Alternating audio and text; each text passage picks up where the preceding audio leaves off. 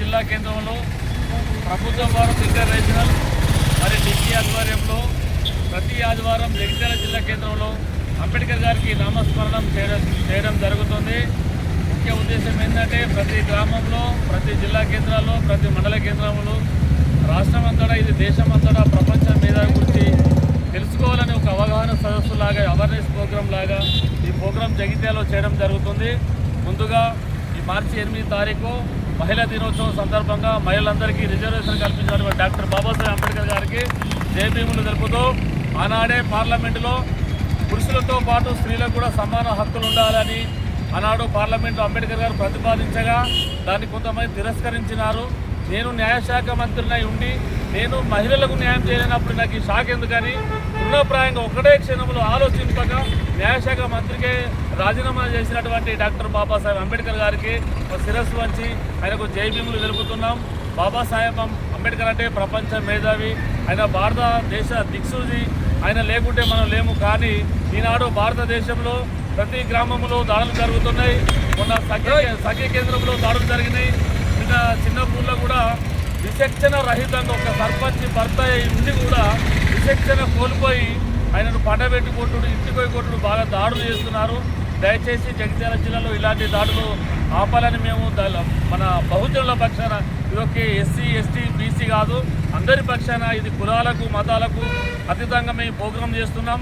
ఈ విషయంలో మీ అందరూ మాకు సహకరిస్తున్నందుకు ప్రతి వారం మాకు పత్రికా విలేకరులు, అంబేద్కర్ సంఘం నాయకులు, మరి ఉద్యోగస్తులు, రిటైర్డ్ ఉమెన్ ఉద్యోగస్తులు ప్రతి ఒక్కరూ మా వెన్నంటి ఉండి మాకు తోడ్పాటును అందిస్తూ ఈ ప్రోగ్రాంకి వెళ్ళవెళ్ళ మాకు తోడున్నటువంటి మీ అందరికీ జయభీములు. ముఖ్యంగా ప్రతి ఆదివారం నాడు మేము రాకముందే ఇక్కడ అంబేద్కర్ స్టాచ్యూ కడిగి మరి దానికి ఊడ్చి అంత ముగ్గులు పోస్తున్నటువంటి మున్సిపల్ సిబ్బంది కూడా మా శిరస్సు వంచి వాళ్ళకు ధన్యవాదాలు తెలుపుతున్నాం.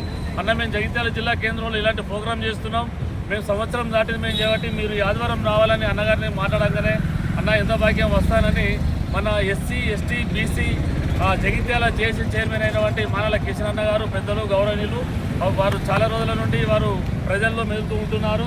వారు ప్రజాసేవకి అంకితమైనారు. కాబట్టి డాక్టర్ బాబాసాహెబ్ అంబేద్కర్ గారి గురించి తన మాటలో విందామని కోరుకుంటూ జై భీమ్, జై భీమ్.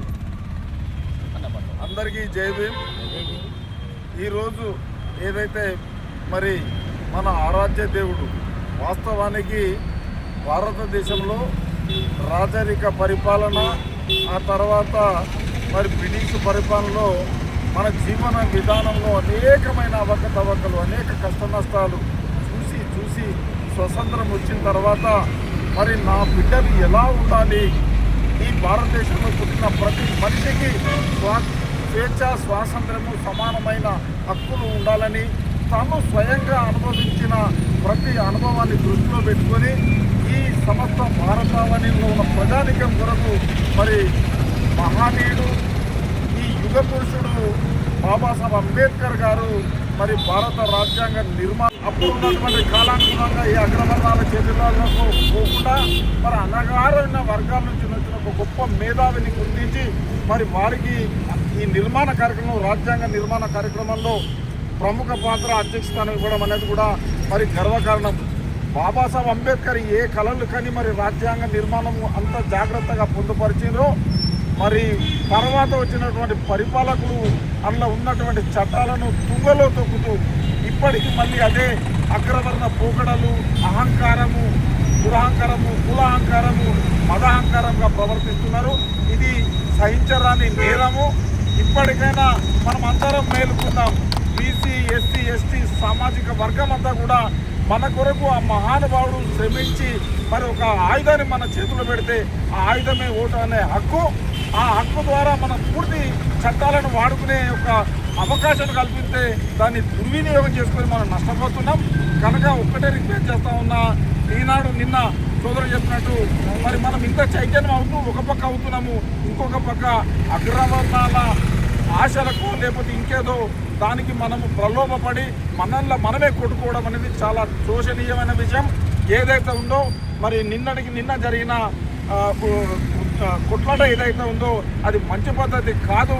బీసీ, ఎస్సీ బిడ్డలు అందరం అన్నదమ్ములా కలిసి ఉన్నాం. పొరపాటు ఎవరి వల్ల జరిగినా మనం అందరూ కూర్చొని చర్చించుకున్నాం తప్ప దాన్ని ప్రతీకార చర్యలుగా ఇమ్మీడియట్గా దాడి చేసుకున్నది అనేది దీన్ని తీవ్రంగా ఖండిస్తున్నాము. ఒక బీసీ జేఏసీ బిడ్డగా నేను ఖండిస్తున్నాను. కేసులు పెట్టుకుని మనమే హింసించుకోవడంలో లాభం లేదు. ఎందుకంటే మరి మనకు ఏదో బాబాసాహెబ్ అంబేద్కర్ ఇచ్చిన స్వేచ్ఛ ఉందో అది దానికి అర్థం లేకుండా పోతుంది. కనుక మనమందరం చిన్న చిన్న మనస్పర్ధలు ఉంటే ఉండొచ్చు, దాన్ని మనలాంటి పెద్ద మనుషులు కూర్చొని పరిష్కారం చేసినట్టయితే మన ఐక్యత బలపడుతుంది. లేకపోతే ఈ అంతరం ఇంకా పెరిగి, ఎందుకంటే ఇది అగ్రవర్ణాల కుట్రలో ఒక భాగమని అనుకుంటున్నా నేను. లేకపోతే మనకి ఇలాంటి ఇబ్బందులు కానీ అవన్నీ రావు.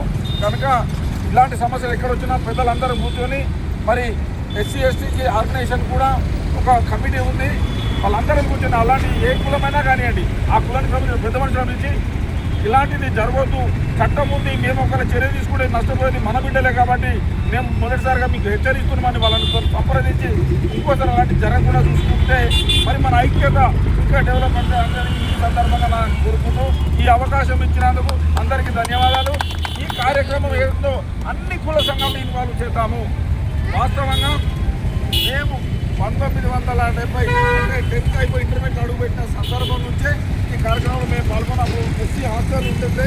మరి అందులో మేము ఫస్ట్ బ్యాచ్లో నేను సీనియర్ అయినా మాకనే సీనియర్స్ ఎల్కాంతన్న గారు, అట్లాగే బుచ్చి నరసయ్య గారు, టీ నరసయ్య, ముగ్గురు నరసయ్యలు ఉండి 1, 2, 3 అని వీళ్ళందరి నేతృత్వంలో రామ్ లక్ష్మణ్, నేను సుధాల్ దేవ జూనియర్ అయినా అందరం కలిసి ఆనాటి నుంచి అంబేద్కర్ ఆశయాల కొరకు పాటుపడుతున్న వ్యక్తులు మేము. మరి కాలక్రమంలో చాలామంది దూరం అయిపోయినా మరి ఏదో ఇంకా కొంత సేవ చేసుకునే భాగ్యం నాకు ఇచ్చినట్టున్నాడు. మరి బాబాసాహెబ్ దీవెన వల్ల ఇప్పటికి కొంత శారీరకంగా మంచిగా ఉండి మరి కొత్త తరానికి కూడా ఆదర్శంగా ఉండాలని మరి యాక్టివ్గా ఉండడం జరుగుతుంది. కనుక తప్పకుండా కలిసికట్టుగా పనిచేద్దాం. ఈ అవకాశం మరొకసారి ధన్యవాదాలు చేస్తూ జై భీమ్, జై భీమ్, జై బీసీ, ఎస్సీ, ఎస్టీ, జై.